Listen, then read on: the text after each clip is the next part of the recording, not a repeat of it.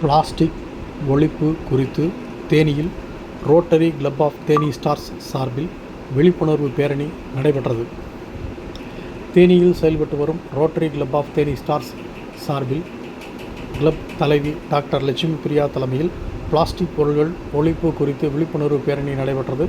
இந்த பேரணிக்கு கிளப் செயலாளர் கௌசல்யா முன்னிலை வகிக்க விழிப்புணர்வு பேரணியை வட்டார ஒருங்கிணைப்பாளர் உதயகுமார் மற்றும் துணை கவர்னர் டாக்டர் கல்பனா தேவி உள்ளிட்டோர் தொடங்கி வைக்க, இந்த பேரணியானது தேனி மதுரை சாலை பங்களாமேடு பகுதியில் தொடங்கி மதுரை சாலை வழியாக தேனி நேரு சிலை பழைய பேருந்து நிலையம் மற்றும் கம்பம் சாலை வழியாக கொட்டக்குடி ஆற்றுப்பாலம் வரை நடைபெற்றது.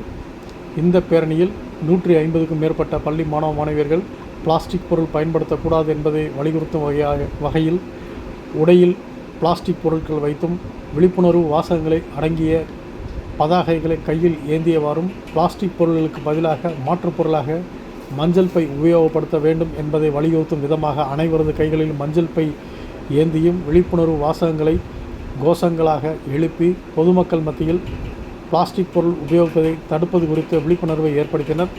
இந்த நிகழ்ச்சியில் rotary club of Theni stars நிர்வாகிகள், உறுப்பினர்கள் மற்றும் பள்ளி ஆசிரியர் பெருமக்கள், மாணவ மாணவியர்கள் என ஏராளமானோர் கலந்து கொண்டனர்.